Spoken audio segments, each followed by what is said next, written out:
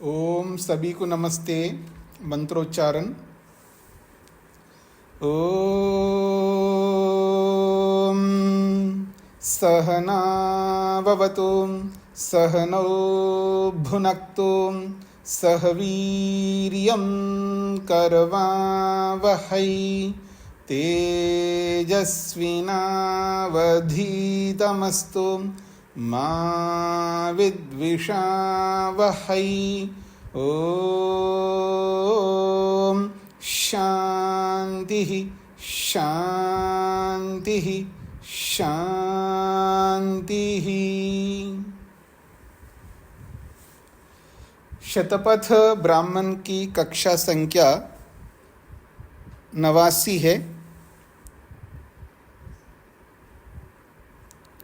89 कहेंगे, 79। हाँ 79 है, 89 नहीं 79 है, ठीक बात है। 79 संख्या है। 8वें अध्याय का प्रथम ब्राह्मण चल रहा है। इसके 27 खंड पूरे किए हमने। पिछले खंड में मनु ने घृत दही आदि से जो दोहन किया था, उससे एक दुहिता उत्पन्न हुई है, उसका नाम दिया है घृतपदी।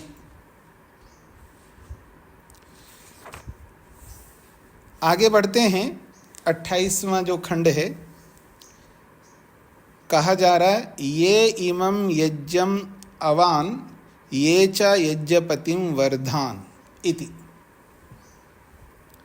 ये इमं यज्ञम अवान, जो लोग इस यज्ञ की अवान रक्षा करते हैं।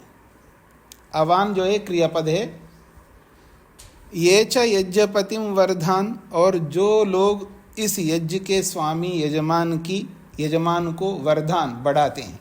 जो लोग इस यज्ञ की रक्षा करते हैं, जो लोग यजमान को बढ़ाते हैं, वो कौन लोग हैं?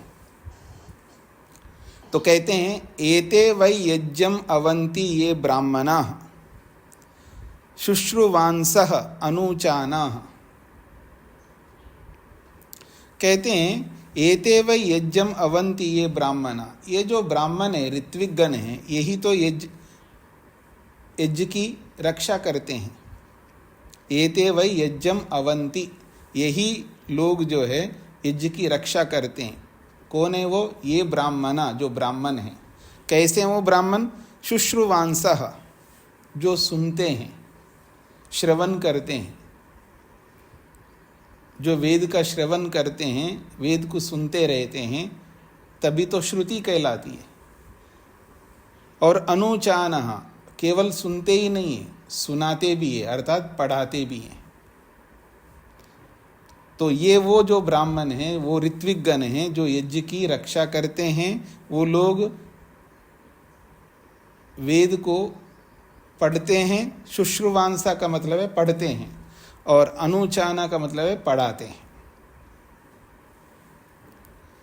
एते ही एनम तन्वते, एते ही एनम तन्वते, एते यही जो ब्राह्मण हैं, जो इस एनम, इस यज्ञ को तन्वते, विस्तार करते हैं। एते एनम जनयन्ति, और यही वो ब्राह्मण हैं जो इस यज्ञ को उत्पन्न करते हैं। तद उ तेभ्यो निहनुते, तद हु, और वो जो यज्ञ है, तेभ्या, ऐसे उन ब्राह्मणों के लिए, निहनुते, वो झुकता है, उनके सामने नतमस्तक होता है यज्ञ, अर्थात उनके अधीन रहता है। वत्साहु वै यज्ञपतिम वर्धन्ति, और ये जो बछड़े जो होते हैं, वत्साह बछड़े जो है, निश्चित रूप से यजमान को वर्धन्ति, बढ़ाते हैं। यस्य ही एते भूयिष्ठा भवन्ति सही यज्ञपतिर्वर्धते, जिसके पास यस्य ही एते भूयिष्ठा भवन्ति, जिसके पास ये बहुत अधिक मात्रा में बछड़े होते हैं, सही यज्ञपतिर्वर्धते, वही यज्ञपति बढ़ता है। वो यज्ञ का स्वामी बढ़ता है जिसके पास बहुत सारे बछड़े हों, और बहुत सारे बछड़े होंगे इसका मतलब है बहुत सारी गायें हों, और जिसके पास बहुत सारी गायें हैं तो उसके पास बहुत सारी जमीन भी होती है। इसलिए वो यजपति जो है, यजमान जो है, वो उन्नति को प्राप्त होता है, वर्धते, बढ़ता है। तस्माद आह, इसलिए कहा जाता है ये च यज्ञपतिम वर्धानि इति, ये च यज्ञपतिम वर्धान इति। जो लोग यज्ञ के स्वामी को वर्धान, बढ़ाते हैं, वो यही होते हैं, वही ये ब्राह्मण है। तो ये जो वर्धान, अवान, ये है क्रियापद है जी। दिखने को आपको ऐसे ही संजयवाची की तरह दिख रहा है, पर वास्तव में ये क्रियापद है, लेट लकार का है। एक लकार होता है जी वेद में, ब्राह्मण ग्रंथों में, उपनिषदों में, जो वो लेट लकार एक अलग प्रकार का लकार चलता है। 10 लकार लोक में भी चलते हैं, वेद में भी चलते हैं, लेकिन वेद का एक लकार ऐसा है जो वेद में चलता है, लोक में उसका प्रयोग नहीं होता है।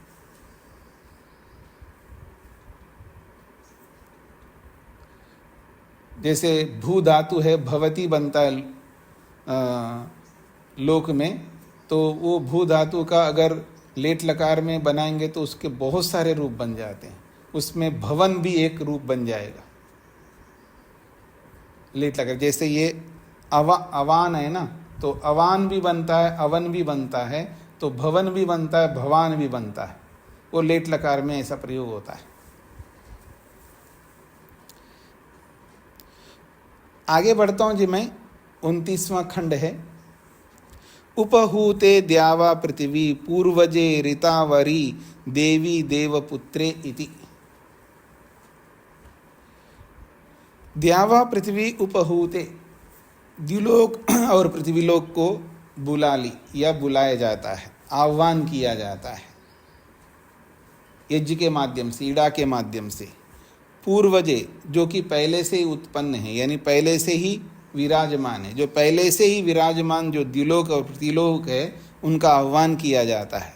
ऋतावरी, सत्य ज्ञान कराने वाली है। ऋतावरी, ऋत सत्य को कहते हैं, सत्य कराने वाली, यथार्थता को जताने वाली है।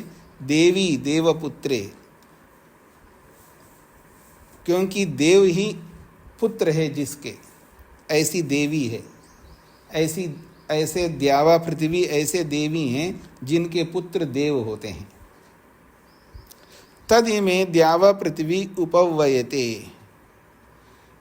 तद इमे, इस प्रकार से, इमे द्यावा पृथ्वी, द्युलोक और पृथ्वीलोक को उपवयते, बुलाया जाता है, आह्वान किया जाता है याग में। यो इदम सर्वम अधि, ययो इदम सर्वम अधि, जिनके ऊपर ये सर्वम, सब लोग आश्रित हैं। सभी लोग जो है, मनुष्य जो है, या सभी प्राणधारी, प्राणधारी जितने भी प्राणी हैं, वो सब इन द्यावा पृथ्वी, इन दोनों के ऊपर अधि आश्रित हैं। उपहूतो अयम यजमाना इति, अयम यजमान उपहूता, इस यजमान को भी बुलाया जाता है, आह्वान किया जाता है याग में। तद यजमानम उपवयति, इसलिए यजमान को बुलाया गया है, यह बुलाया जाता है। तद यद अत्र नाम न गृह्णाति, तो जब यजमान को बुलाया जाता है तो उस यजमान का नाम नहीं लिया जाता है। तद यद अत्र नाम न गृह्णाति, उस यजमान का नाम नहीं लिया जाता है, बस केवल यजमान को बुलाया जाता है, पर नाम नहीं लेते उसका। अमुक यजमान है, उसका नाम नहीं लिया जाता है। परोक्षमी अत्र आशीर यद ईड़ायां मानुषम ह कुर्यात्, परोक्षमी अत्र आशी ही, परोक्ष रूप से ये आशीर्वाद है उसके लिए, यजमान के लिए। सभी यजमानों का ग्रहण कर सके हम, इसलिए परोक्ष रूप से यजमान के लिए आशीर्वाद मात्र है। तो ईड़ायाम, ईड़ा संबंध में, ईड़ा के विषय में यदि नाम लिया जाए तो मानुषम ह कुर्यात्, फिर वो मनुष्य संबंधी हो जाएगा, क्योंकि मनुष्य नहीं होता है ना याग में। जो यजमान होता है वो मनुष्य नहीं होता है। याग में जब उपस्थित होता है यजमान, वो मनुष्य नहीं होता है। क्या होता है जी? देव बन जाता है ना। इदम अहम अनृता सत्यम उपैमि, अब वो मनुष्य नहीं रहता है। तो यदि नाम लिया जाए तो फिर वो एक प्रकार से मानुषम ह कुर्यात, वो मनुष्य बन जाएगा। ईड़ायाम, इस ईड़ा में, इस यज्ञ में मानुषम ह कुर्यात यद नाम गृह्णात, जो कि नाम लिया जाए तो वो मनुष्य संबंधी व्यवहार हो जाएगा। इसलिए कहते हैं वृद्धम वै तद यज्ञस्य यन मानुषम, कहते हैं वृद्धम वै तद यज्ञस्य यन मानुषम, यदि मनुष्य संबंधी व्यवहार यदि यज्ञ में होता है तो वृद्धम अर्थात वो अनुचित हो जाएगा, व्यर्थ हो जाएगा। ने वृद्धम यज्ञे करवानी, मैं यज्ञ के अंदर व्यर्थ क्रिया नहीं करूं, मैं अनुचित क्रिया ना करूं। इसलिए तस्मात् न नाम गृह्णाति, इसलिए ऋत्विक जब यजमान को बुलाता है उसका नाम लेकर के नहीं बुलाता है।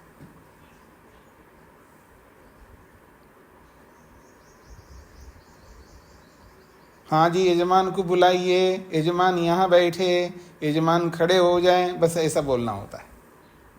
ये तो अग्निहोत्र में ऐसे ही लोग, पुरोहित लोग बोलते हैं, पर याग में नाम नहीं लिया जाता है। यहाँ पर ये बोला जा रहा है कि यजमान के लिए वो आशीर्वाद है, सभी यजमानों के लिए है, तो नाम नहीं लिया जाता है। बिना नाम लिए उसको आह्वान किया जाता है, बुलाया जाता है, ये इसका तात्पर्य है। आगे बढ़ रहा हूँ मैं। 30वां खंड। उत्तरस्याम देवयज्ञायाम उपहूता इति। उत्तरस्याम अगली क्रिया के लिए, देवयज्ञायाम देवयज्ञ में, जो देव संबंधी जो याग चल रहा है दर्श पूर्णमासेष्टि, देवयज्ञ जो है ये दर्श पूर्णमासेष्टि को कहा जा रहा है। उत्तरस्याम देवयज्ञायाम उपहूता, उत्तर क्रिया के लिए, आगे के लिए इस देवयज्ञ में उपहूता बुलाया गया है। इति ऐसा यहाँ पर प्रस्तुत किया जा रहा है। तद अस्मै एतद् जीवातुम एव परोक्षम आशास्ते, तद अस्मै उस यजमान के लिए, एतद् ये जो कथन है, जीवातुम एव उसके जीवन के लिए, उसके जीने के लिए ही, परोक्षम आशास्ते परोक्ष रूप से उसके लिए आशीर्वाद मांगा जाता है, उसके लिए प्रार्थना किया जाता है। जीवन ही पूर्वम इष्ट्वा अथ अपरम यजते, जीवन ही जीता हुआ ही वो यजमान पूर्वम इष्ट्वा पहले यज्ञ करता है, अथ अपरम यजते फिर अगले यज्ञ को भी कर सकता है। वो जीवित रहे तभी तो यज्ञ करता है, और जीवित रहते हुए यज्ञ करता है तो वो अगले यज्ञ को भी वो कर पाएगा, इसका ये तात्पर्य है। हाँ जी, 30वां खंड समझ स्पष्ट हो गए जी आप सबको। कहते हैं जीवन ही पूर्वम इष्ट्वा अथ अपरम यजते, जीता हुआ ही पहले यज्ञ करता है, अर्थात जीते जी यज्ञ करता है, ताकि अपरम यजते बाकी आगे भी वो यज्ञ कर सकता है। जीते जी यज्ञ करो, जीते जी पुण्य कर्म करो, मरने के बाद नहीं। हाँ जी, आप सबसे कहना चाह रहा हूँ, आपके जो भी लोग हैं, माँ बाप जो भी है, उनके जीते जी उनके लिए कुछ कर लो। माँ बाप के नाम से कुछ बनवाना है, मकान बनवाना हो, माँ बाप के नाम से कोई कुछ भी बनवाना हो, कुछ करना हो परोपकार, उनके जीते जी करवा लो, उनके मरने के बाद नहीं। गलत परंपराएं मत डालो। अब अलग बात है हमारे नहीं रहे इसलिए हम मरने के बाद करवा रहे हैं, क्यों जी? लेकिन जिसके माँ बाप है उनके लिए जीते जी उनके लिए कुछ कर लो, उनके नाम से कुछ करवा लो, प्याऊ लगवा लो, उनके लिए कोई कुछ भी बनवा सकते, आप ऐसा करवा सकते हैं। जीते जी करना चाहिए, मरने के बाद नहीं। आगे बढ़ रहा हूं जी। तद अस्मै एतत् प्रजाम एव परोक्षम आशास्ते, तद अस्मै उस यजमान के लिए, एतत् प्रजाम एव परोक्षम आशास्ते उसकी प्रजा के लिए ही परोक्ष रूप से प्रार्थना की जा रही है। उस यजमान की प्रजा, बड़े यजमान को प्रजा मिले, अर्थात संतान उत्पत्ति हो, यजमान की जो संतान है वो उचित हो, उत्तम हो, उसके लिए परोक्ष रूप से ही उसके लिए प्रार्थना करता है ऋत्विक। यस्य ही प्रजा भवति अमुम लोकम आत्मना ऐति अथ अस्मिन् लोके प्रजा यजते तस्मात् प्रजोत्तरा देवयज्ञा। यस्य ही प्रजा भवति, जिसके पास प्रजा होती है, संतानें होती हैं, अमुम लोकम, इस लोक में जिसके पास प्रजा होती है, आत्मना एति, वो आत्मा से, अपने आप से उसको प्राप्त होता है, अर्थात अपने पुरुषार्थ से प्राप्त होता है, अपने कर्मों से प्राप्त होता है, अपने कर्मों के अनुसार ही वो संतानें प्राप्त कर लेता है। यथा अस्मिन् लोके प्रजा, जैसे इस लोक में उसके पास प्रजा होती है तो यजते, इसलिए वो प्रजा के लिए भी यजन करता है। तस्मात् प्रजोत्तरा देवयज्ञा, तस्मात् इसीलिए देव उत्तरा देवयज्ञा प्रजा, और आगे भी ये दर्श पूर्णमास नामक देवयज्ञा को वो उत्तरा बाद में भी करता रहे। यदि इस जन्म में ये कहिएगा इस लोक में उसके पास संतानें हैं तो यजन कर रहा है, इसका मतलब ये है कि उत्तरा बाद में भी वो ऐसा ही दर्शेष्टि करता रहे ताकि अगले जीवन में भी उसको अच्छी उत्तम प्रजा प्राप्त हो सके, ये इसका तात्पर्य। अगला खंड है तद अस्मै एतत् पशून् एव परोक्षम आशास्ते। तद अस्मै, इस यजमान के लिए, एतत् पशून् एव परोक्षम आशास्ते, पशुओं को लेकर के ही परोक्ष रूप से उसके लिए प्रार्थना करता है। यजमान के लिए पशुधन हो, उसके लिए ऋत्विक जो है परोक्ष रूप से प्रार्थना करता है।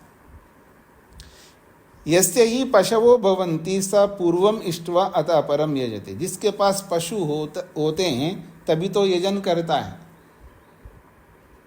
अतः अपरम यजते, उसके बाद भी आगे से आगे भी यजन करता ही रहेगा, जिसके पास पशु होने चाहिए, पशुधन होना चाहिए, पशुधन होने पर ही वो यज्ञ करता है और आगे भी यज्ञ करता रहेगा, ये इसका तात्पर्य। ठीक हो रहा है जी, स्पष्ट हो रहा है आप सबको?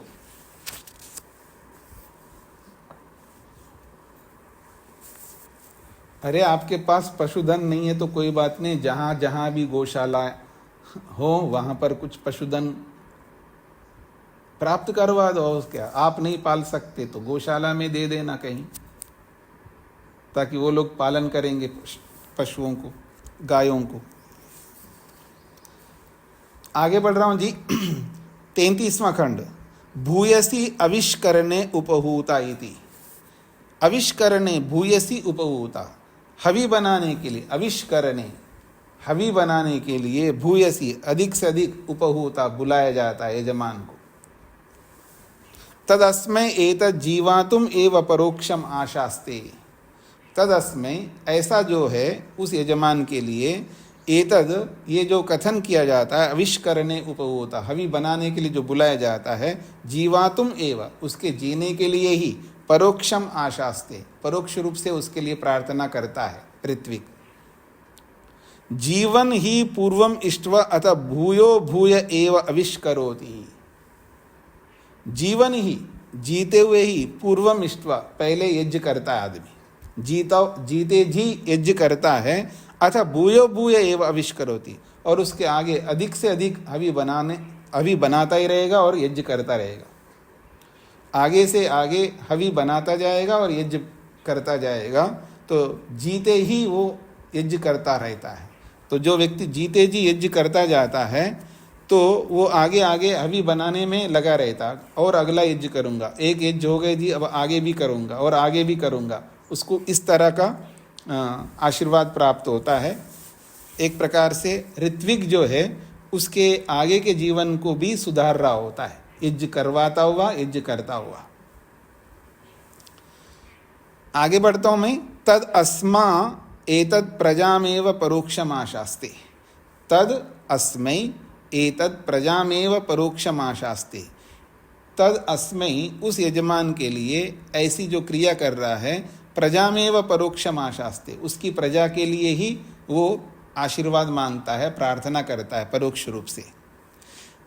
यस्य ही प्रजा भवति एका आत्मना भवति। यस्य ही प्रजा भवति, जिसके पास प्रजा होती है, संतान होती है, एक आत्मना, एक आत्मा से, एक आत्मना भवति, वो एक प्रकार से एक आत्मा अपने आप के द्वारा एक होकर के रहता है, संतान के साथ एकीकरण होकर के रहता है। अथ उत दशधा प्रजया अविष्क्रियते, अथ उसके बाद उत और दशधा प्रजया अविष्क्रियते, 10 प्रकार से प्रजा के लिए वो अविष्क्रियते, हवि निर्माण करता रहता, हवि और बनाता जाता है ताकि उसके पास प्रजा और बढ़ती जाए। तस्मात् प्रजा भूयो अविष्करणम, तस्मात् इसलिए भूयो प्रजा, अधिक प्रजा के लिए अविष्करणम, हवि का निर्माण करता जाता है। तद अस्मा एतत् पशून एव परोक्षम आशास्ते, तद ऐसा करता हुआ अस्मै इस यजमान के लिए, एतत् पशून एव परोक्षम आशास्ते उसके लिए पशुओं की ही प्रार्थना करता है, अर्थात परोक्ष रूप से उसके पशुओं को बढ़ाने के लिए ही प्रार्थना करता है। इससे ही पशवो भवन्ति स पूर्वम इष्ट्वा अथ भूयो भूय एव अविष्करोति, जिसके पास पशु होते हैं वह पहले से ही अवन करता है और अवन करता है और अवन करके आगे से आगे भूयो भूय एव अविष्करोति, और आगे आगे और अधिक हवि का निर्माण करता है और अधिक हवि उत्पन्न करता है ताकि अधिक से अधिक हवि उत्पन्न करके याग कर सके। ये इसका तात्पर्य है।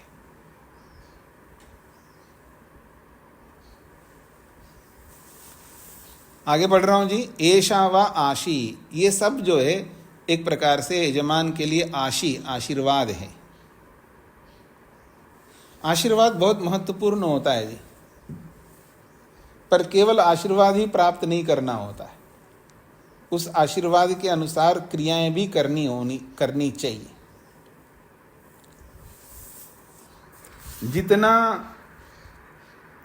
जितनी चाह आशीर्वाद पाने के लिए व्यक्ति लगाता है ना, मतलब मेहनत करता है आशीर्वाद पाने के लिए, जितनी आशा रखता है उतनी आशा कर्म करने के लिए भी रखनी चाहिए। ऐशा वही आशा, आशी ही ये वास्तव में आशीर्वाद है। जीवेयम प्रजा में स्यात् श्रियम गच्छेयम इति। क्या आशीर्वाद चाहता है व्यक्ति, क्या आशीष मांगता है व्यक्ति? जीवेयम, मैं जीऊं, प्रजा में स्यात्, मेरी प्रजा हो, मेरी संतान हो, मैं जीता रहूं, मेरी अच्छी संतान हो। केवल संतान ना हो, उसके साथ में एक विशेषण जोड़ लीजिएगा, अच्छी संतान हो। अब कितनी प्रार्थना करते रहिए अच्छी संतान हो। अच्छी संतान तब होगी ना जब हम अच्छे होंगे। हम अच्छे होंगे तो संतान भी अच्छी होगी, और हम खराब हैं तो संतान भी खराब रहेगी या खराब होगी। ये तो हमारे हाथ में है। फिर कहे श्रियम गच्छेयम, मैं श्री को प्राप्त हो जाऊं, ऐश्वर्य को प्राप्त हो जाऊं। जीवेयम, मैं जीऊं, प्रजा में स्यात्, मेरी प्रजा हो, मेरी अच्छी प्रजा उत्पन्न हो। श्रियम गच्छेयम, मैं ऐश्वर्य को प्राप्त हो जाऊं इति, ऐसा वो आशीर्वाद मांगता है। तद यत् पशून आशास्ते, ये तब होगा, तद यत् पशून आशास्ते, जब वो पशुओं की कामना करता है तो तब ये सब स्थितियां उत्पन्न होंगी। तश्रियम आशास्ते, एक प्रकार से वो पशुओं की आशा करता हुआ, वो पशुओं को नहीं चाह रहा है, वो श्रियम आशास्ते, पशुओं को चाहता हुआ वो ऐश्वर्य की ही कामना कर रहा है। क्यों? पशुओं की चाह करता हुआ पशु ही ऐश्वर्य क्यों है? क्योंकि कह रहे हैं श्री ही पशवः, पशु पशु नहीं है, वो श्री है, ऐश्वर्य है पशु। श्री ही पशवः, ऐश्वर्य ही पशु हैं। तद एताभ्याम एव एतद आशीर्भ्याम सर्वम आप्तम, वो इन आशीर्वादों के माध्यम से सर्वम आप्तम, सब कुछ प्राप्त कर लेता है। तद एताभ्याम एव एतद आशीर्भ्याम, वह इस आशीर्वादों से सर्वम आप्तम, सब कुछ प्राप्त कर लेता है जो उसको प्राप्त करना होता है। तस्माद् वै एते अत्र द्वे आशीषौ क्रियेते। तस्माद् इसीलिए, निश्चित रूप से, एते अत्र यहाँ पर, एते ये, द्वे आशीषौ क्रियेते, दो प्रकार के आशीर्वाद मांगे जाते हैं। प्रजा में स्यात् श्रियम में गच्छेयम, ऐसा मेरे पास प्रजा भी हो और ऐश्वर्य भी हो।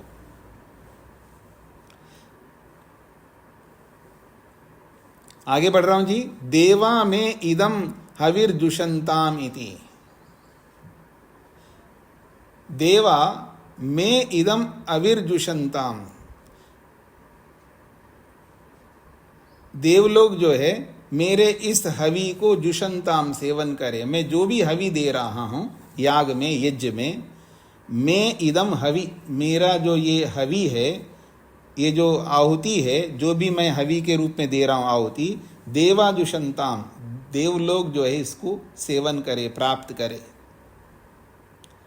तस्मिन् उपहूता इति, तस्मिन् उपहूता इति तद यज्ञस्य एव एतत् समृद्धिम आशास्ते। तस्मिन्, तस्मिन् उस याग में, उस यज्ञ में, उपहूता ये बुलाया जाता है, यह बुलाया गया है देवों को, ताकि इस हवि को वो सेवन कर सके।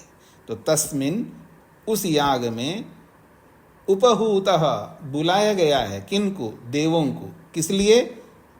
मैं इदम हवि जुषंता, मेरे इस हवि का सेवन कर सके, इसलिए तो उस याग में उन देवों को उपहूता बुलाया जाता है। तद यज्ञस्य एव एतत् समृद्धिम आशास्ते, इस तरह करता वो यज्ञ की ही समृद्धि की आशा करता है। यज्ञ में, यज्ञ की समृद्धि हो, यज्ञ उन्नत हो, तभी जाकर के देव, अधिक से अधिक देव आएंगे और उनकी दी हुई हवि को वो ग्रहण करते हैं, सेवन करते हैं।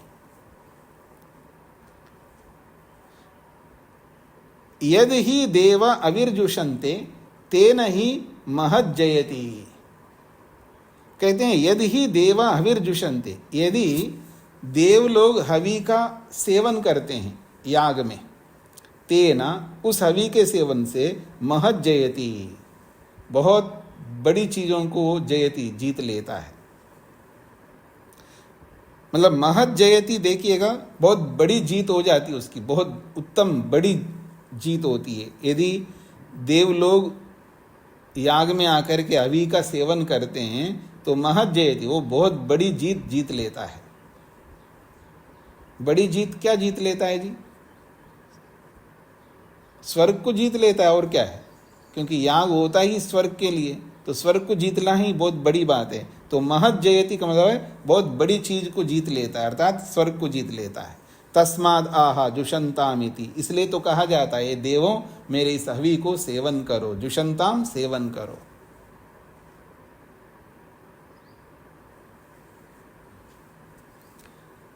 हाँ जी, स्पष्ट हो रहा है जी सभी को?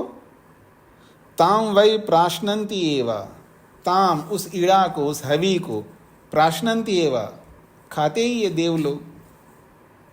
कौन से देव है? अब यहाँ ऋत्विक, यहाँ ताम वै प्राश्नन्ति एव, ताम से यहाँ पर हवि ना बोल करके ईड़ा को लेना, जो पीछे से प्रसंग आ रहा है, ईड़ा, ईड़ा रूपी जो हवि, ताम वै प्राश्नन्ति एव, उस ईड़ा को खाते ही हैं। जब ईड़ा को देवलोग खाते हैं, अर्थात ऋत्विक लोग खाते हैं, तो न अग्नो जुवती, उसको अग्नि में नहीं डालते हैं, अग्नि में आहूत नहीं करते हैं। न अग्नो जुवती, अग्नि में आहूत नहीं करते हैं। पशवो व ईड़ा, ये ईड़ा कौन है? ये पशु है। नेत पशून अग्नो प्रवृणजामा इति, पशुओं को अग्नि में नहीं डालना। कितनी अच्छी बात है जी, कितना सरल स्पष्ट शब्दों में बोला जा रहा है। पशवो व ईड़ा, ईड़ा कौन है यहाँ पर? पशु है। तो नेत पशून अग्नो प्रवृणजामा, वृणजामा का अर्थ होता है डालना, और प्रवृणजामा उत्कृष्ट रूप से डालना। नेत, नेत का मतलब नहीं, नेत उत्तम रीति से, अर्थात जानबूझ करके अच्छी प्रकार से समझ लो कि पशुओं को अग्नि में नहीं डालना। तस्मात् न अग्नो जुह्वति, इसलिए पशुओं को अग्नि में आहूत नहीं करते। आगे बढ़ रहा हूं जी मैं। फिर कहाँ आहूत करते हैं जी? कहते हैं प्राणेषु एव हूयते, प्राणों के लिए ही वो आहूत करते हैं उसको, अपने प्राणों को जीवित रखने के लिए, अपने प्राणों को पुष्ट करने के लिए ही उसको आहूत करते हैं। तो प्राणेषु एव हूयते, प्राणों के लिए ही वो आहूत किए जाते हैं। होतरी त्वद यजमाने त्वद अध्वर्यौ तद, या तो होता के प्राण में, यजमान के, होतरी त्वद होता के प्राणों में, यजमाने त्वद और यजमान के प्राणों में, त्वद अध्वर्यो और अध्वर्यु के प्राणों में उसको हूयते आहूत किया जाता है। अतः यत् पूर्वार्धम पुरोडाशस्य प्रशीर्य पुरस्ताद् ध्रुवायै निदधाति। यत् पूर्वार्धम पुरोडाशस्य, पुरोडाश का जो पूर्व भाग है उसको प्रशीर्य, उसको काट करके अलग करके, पुरस्ताद् ध्रुवायै, ध्रुवा के सामने की ओर, निदधाति स्थापित किया जाता है, रखा जाता है। यजमानो वै ध्रुवा, और वास्तव में यहाँ यजमान ही ध्रुवा है। यजमानो वै ध्रुवा, यहाँ यजमान ही ध्रुवा है। तद यजमानस्य प्राशितम भवति, तो उस ध्रुवा रूप तद, उस पुरोडाश को यजमानस्य प्राशितम भवति, वो यजमान को ही खाना होता है। अतः यत् प्रत्यक्षम न प्राश्नाति, यदि वो प्रत्यक्ष रूप से नहीं खाता है, नेत असंस्थिते यज्ञे प्राश्नाति, अगर प्रत्यक्ष रूप से नहीं खा रहा है, इसका मतलब है नेत असंस्थिते यज्ञे प्राश्नाति, यज्ञ पूर्ण न होने पर नेत प्राश्नाति, नहीं खा सकता, यज्ञ के पूर्ण न होने पर उसको नहीं खा सकता। यदि यजमान के सामने रखा है उस पुरोडाश को, फिर भी नहीं खा रहा है, तो क्यों नहीं खा रहा है? यद प्रत्यक्षम न प्रश्नाति, यदि प्रत्यक्ष रूप से खा नहीं रहा है यजमान, अर्थात उसके सामने रखने के बाद भी इसलिए नहीं खा रहा है, नेद असंस्थिते यज्ञे प्राश्नाति, यज्ञ के पूरा ना होने पर वो नहीं खा सकता। एतदेव अस्य प्राशितम भवति, एतदेव अस्य प्राशितम भवति, यही उसका खाना होता है। सर्वे प्राश्नन्ति, सभी खाते हैं। सर्वेषु में उत असद इति, सर्वेषु सभी के अंदर, में मेरा, हुतम उत असद इति, आहूत किया हुआ होता है, सबके विषय में ये आहूत किया हुआ होता है। इति पंच प्राश्नन्ति, 5 लोग ही उसको खाते हैं।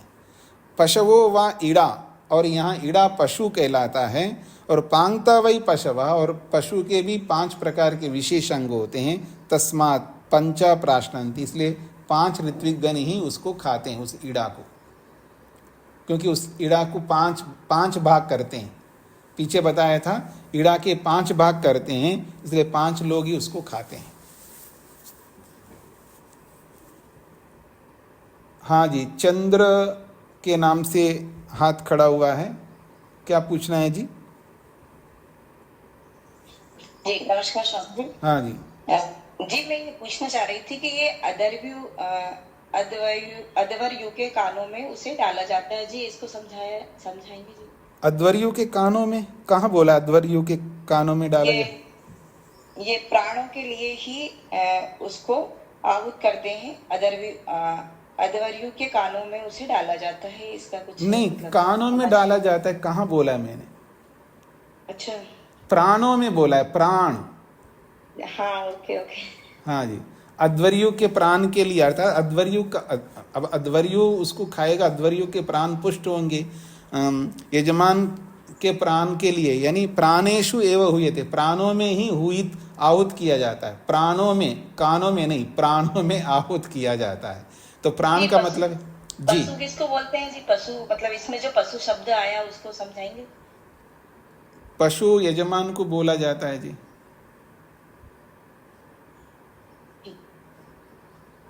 पशु का मतलब आप ऐसे समझ लीजिए जो पश्यती थी, पशु जो देखता है, जो उत्तम रीति से देखने वाला होता है ना, दृष्टा बन करके जो देखता है उसको पशु कहते हैं। वो जैसे अभी आपने बोला कि उसके 5 भाग होते हैं, तो वो थोड़ा सा समझ में नहीं आया, उसको अगर आप फिर से थोड़ा सा समझा दे तो। ऐसा है, जो पीछे आप पीछे के प्रसंग को भी आपको समझना है ना, पीछे जो पढ़ कर के आए हैं। जैसे प्राणों का आपने बोला तो प्राणों का समझ में आ गया मुझे, शायद कानों का सुनाया था तो वो हो गया, प्राणों का हो गया। लेकिन जैसे अभी आपने बोला 5 भाग उसके होते हैं, तो बस वो इतने से इतना सा, बस थोड़ा सा ये बस। मैं इसलिए बोल रहा हूँ पीछे के भी, आप पीछे को भी तो पीछे पढ़ कर के आए ना। पुरोडाश के 5 विभाग करते हैं और पुरोडाश को पशु बोला है तो उसके 5 अवयव होते हैं, 5 टुकड़े होते हैं। हाँ। और उस पुरोडाश के 5 टुकड़ों को 5 लोग खाते हैं। 4 मुख्य ऋत्विक हैं, एक होता है अध्वर्यु, एक होता है होता, एक होता है उद्गाता, एक होता है ब्रह्मा और एक होता है यजमान। ये 5 लोग खाते हैं उस 5 विभागों वाले पुरोडाश को, और पुरोडाश को भी पशु कहते हैं। ठीक जी धन्यवाद। जी जी।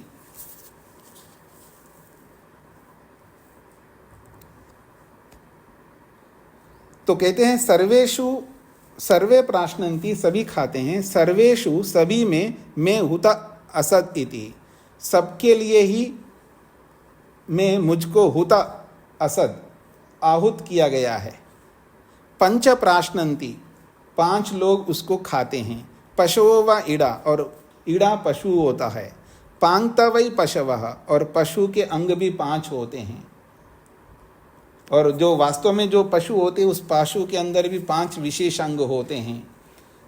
उसका हृदय ले लीजिएगा, उसका लीवर ले लीजिएगा, उसका इस तरह का 5 मुख्य अंग जो भी आप बना लो उस तरह का ये बोला गया है। पर यहाँ पंच प्राश्नन्ति, 5 लोग खाते हैं।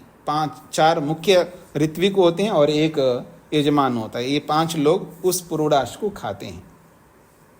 इसका यहाँ तात्पर्य ये है। आगे बढ़ता हूँ जी। अथ यत्र प्रतिपद्यते, अथा उसके बाद जहाँ प्रतिपद्यते, जहाँ पर ईड़ा का आह्वान किया जाता है, थोड़ा सा ऊंचे से ऊंचा बोल करके ईड़ा का आह्वान किया जाता है।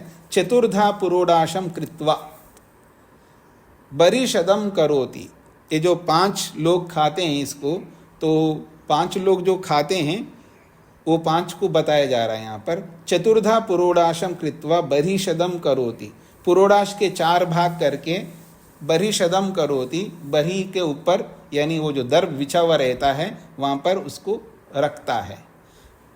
4 भाग तो करते हैं लेकिन एक भाग ब्रह्मा का होता है। जो एक टुकड़ा, सबसे पहले एक टुकड़ा काटते हैं तो वो ब्रह्मा का होता है, इसलिए 4 भाग ये होता है, एक ब्रह्मा का होता है, 5 ऐसा है। तो चतुर्धा पुरोडाशम कृत्वा बरिशदम करोति, पुरोडाश के 4 भाग करके बरिशदम करोति, बरी के ऊपर उसको स्थापित किया जाता है। तदत्र पितॄणां भाजनेन चतस्रः अवांतर दिशो वै पितरः। तदत्र पितॄणां भाजनेन, तदत्र ये जो 4 भाग जो किया है, पितॄणां पिताओं का, भाजनेन भाग के द्वारा, पिताओं के भाग होने के कारण से चतस्रः 4 भाग होते हैं। पितॄणां भाजनेन, पितरों के विभाग से, भाजनेन विभाग, पितरों के विभाग से चतस्रः वो 4 भाग होते हैं। अवांतर दिशो वै पितरः, और अवांतर दिशा भी जो है वो 4 होते हैं। मुख्य दिशाएं और अवांतर दिशाएं।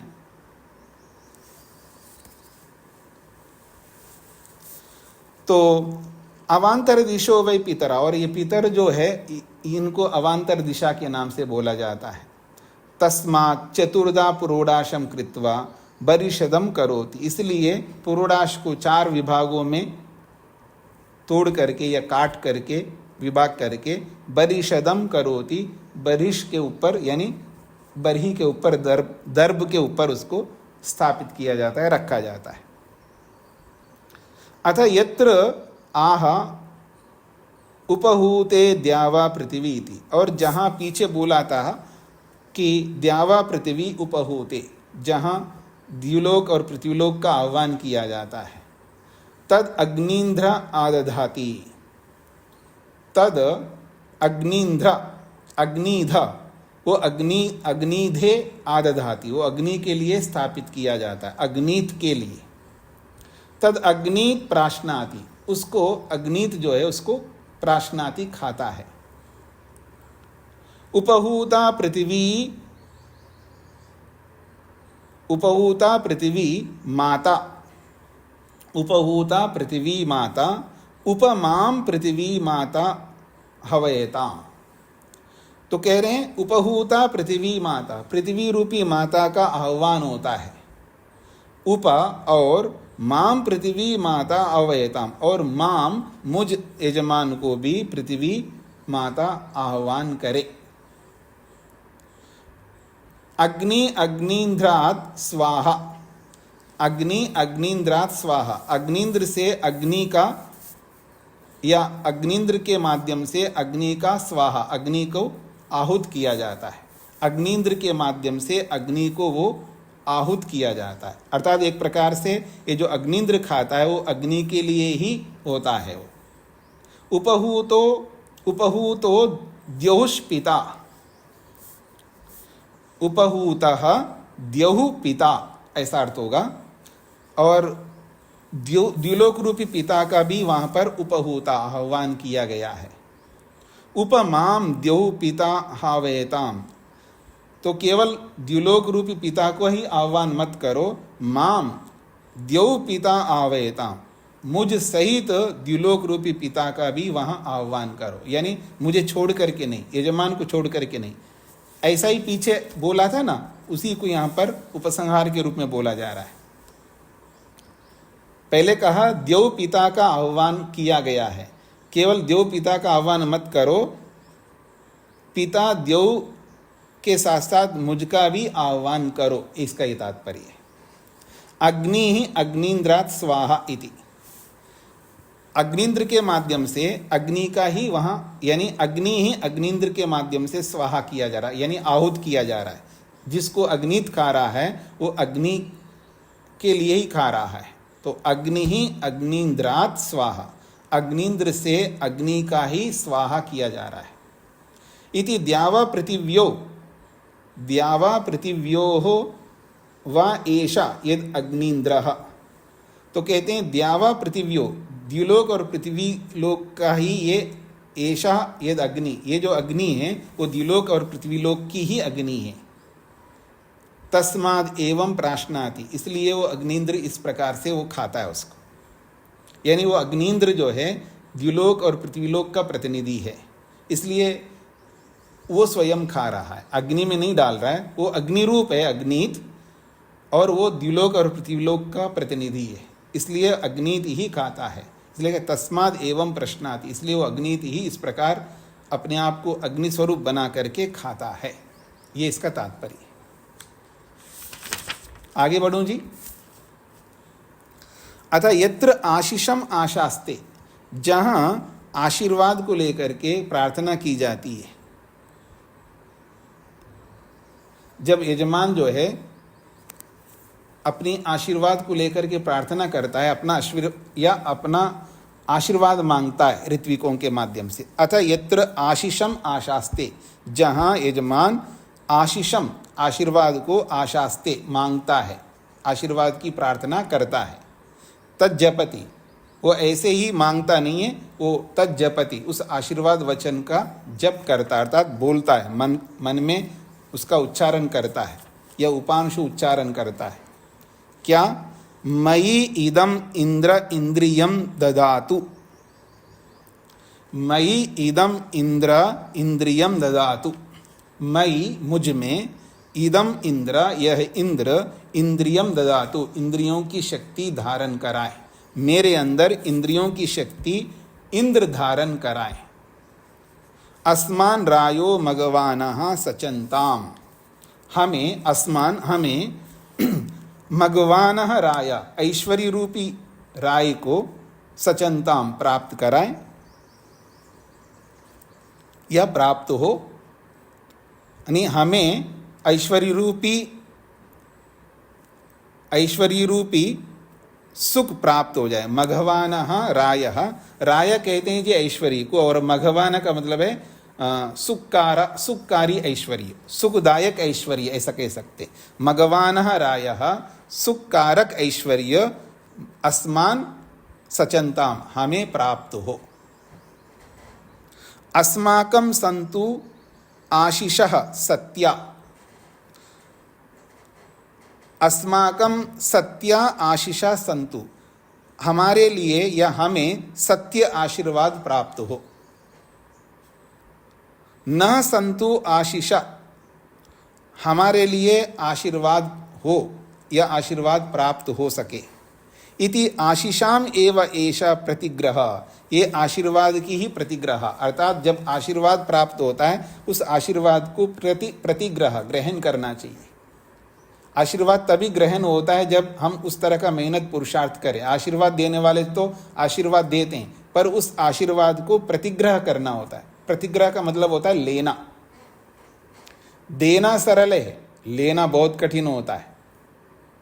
याद रखिएगा, अभी हम लोग वैशेषिक पढ़ रहे हैं ना, वहाँ लेना और देने के बारे में आता है। एक होता है देना किसको है, ये भी आता है किसको देना चाहिए।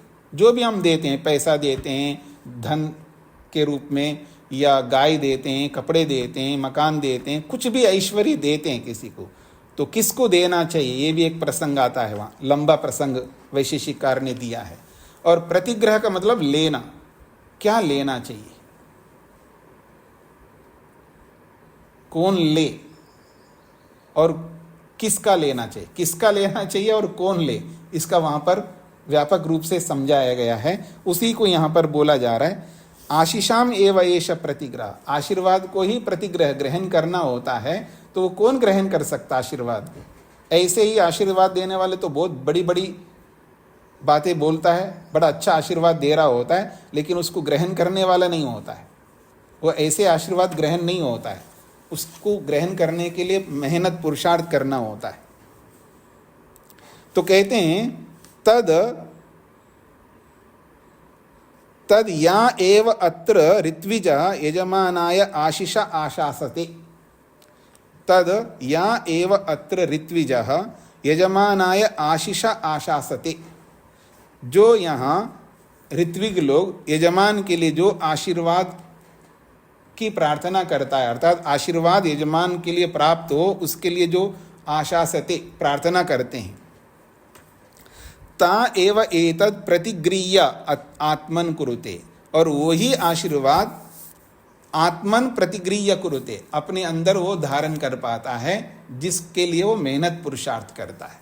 यानी जो तद या एव अत्र ऋत्विजः यजमानाय आशीषा आशासते, जो ऋत्विक लोग यजमान के लिए जिस आशीर्वाद की प्रार्थना करते हैं, आशीर्वाद प्राप्त कराने के लिए यजमान को प्रार्थना करते हैं, ता वो आशीर्वाद ता एव एतद प्रतिगृह्य आत्मन कुरुते, उन्हीं आशीर्वादों को वो अपने अंदर वो धारण करता है जिसके लिए वो मेहनत करता है, पुरुषार्थ करता है।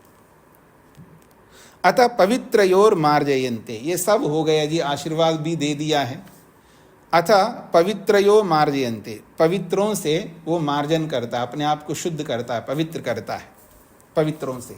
आपने स्रोत ग्रंथों में पढ़ा था ना, कोई क्रिया हो जाती उसके बाद पवित्रों से जो है मार्जन करता है, अर्थात एक प्रकार से अपने आप को शुद्ध करता है व्यक्ति। पाकयज्जीयया एव एतद इडाया आचरिषु, पाकयज्जीयया एव वा एतद इडया आचारिषु। तो कहते पाकयज्जीयया, पाक यज्ञ के द्वारा, अर्थात जो पका हुआ जो पाक यज्ञ हैं, और वो पाक यज्ञों में जो ईड़ा होती है, तो पाक यज्ञ संबंधी ऐसा कह सकते हैं। पाक यज्ञेया एव, पाक यज्ञ संबंधी ईड़ाया, ईड़ा से, जो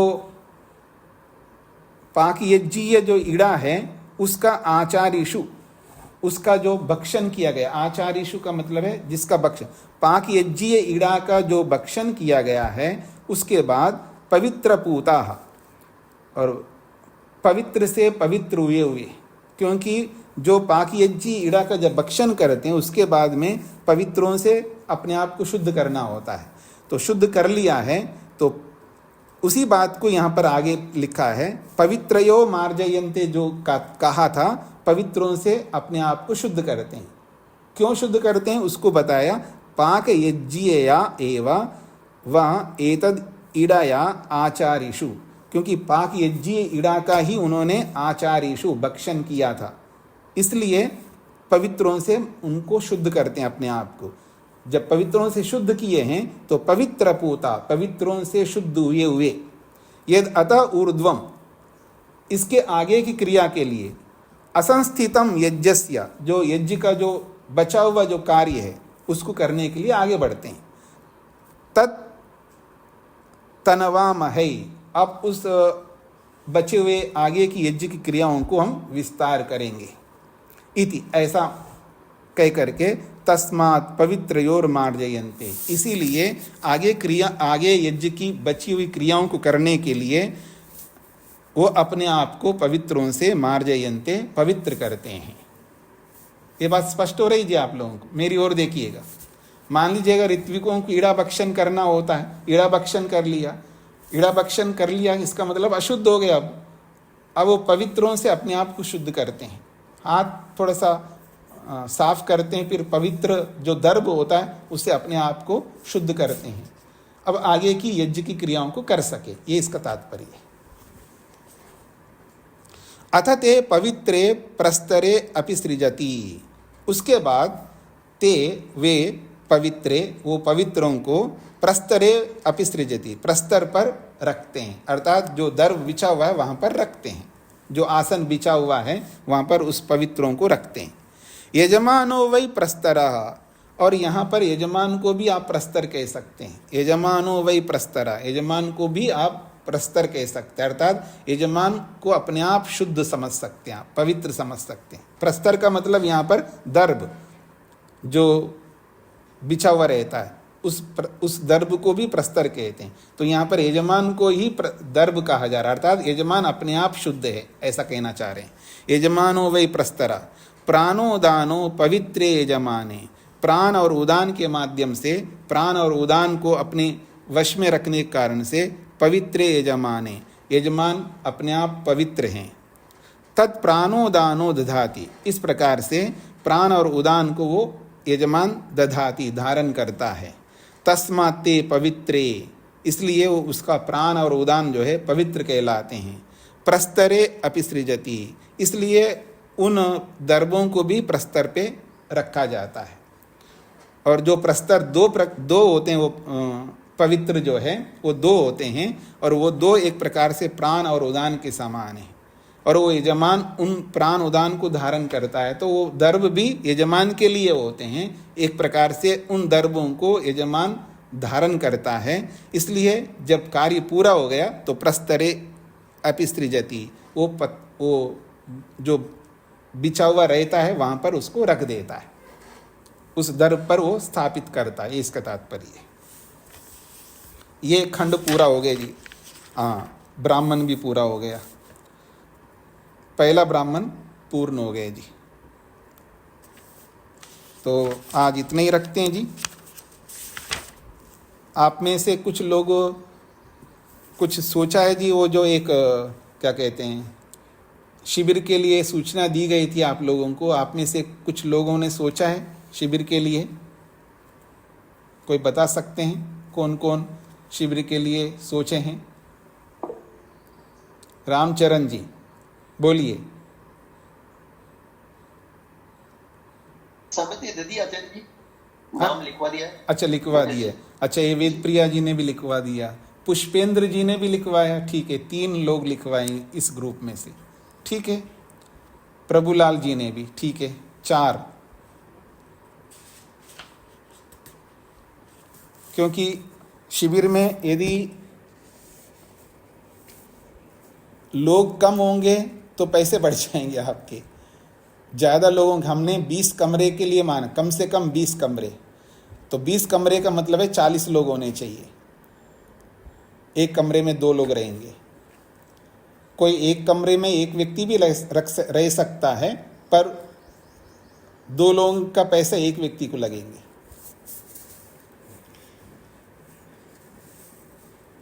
तो आप लोग ज़्यादा होंगे तभी आप लोगों के लिए सरलता रहेगी। इसलिए आप लोग सोच लीजिए, शिविर बार बार अवसर नहीं मिलता है। किसी कुछ कहना है क्या?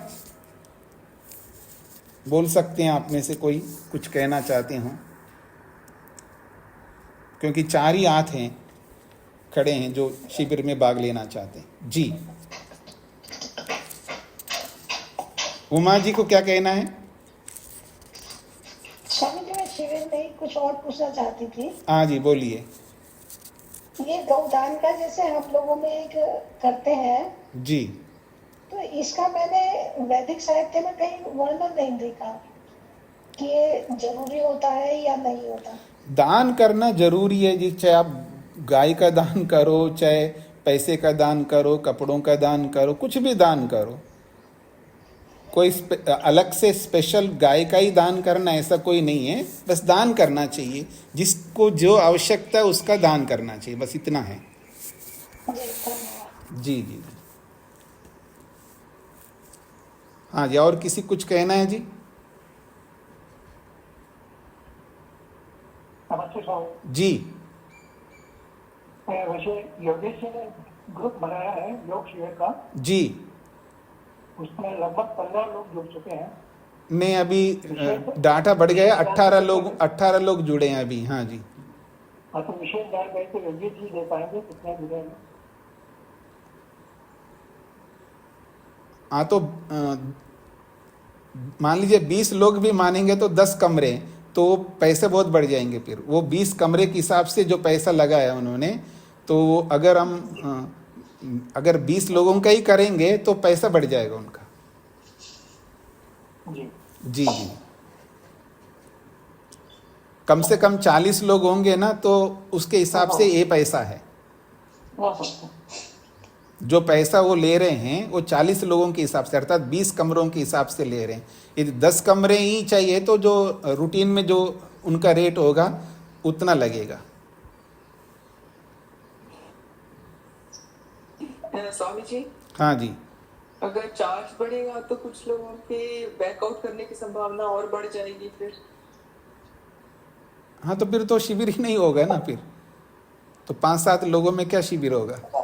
जी जी। तो स्वामी जी, ऐसा नहीं हो सकता कि 5-7 लोगों के लिए भी कर दे, क्योंकि बार बार कैंसिल होता रहेगा, तो 5-7 लोगों के लिए छोटा स्थान ले लेंगे। नहीं, छोटा स्थान नहीं, स्थान तो वही रहेगा, बस पैसे बढ़ जाएंगे। अगर हाँ करते हैं तो हम कर सकते हैं, 10 लोगों में भी कर लेंगे, मेरे को क्या दिक्कत है। उतनी एनर्जी लगेगी। हाँ जी, डबल पैसे देना होगा उनका, और कुछ नहीं है।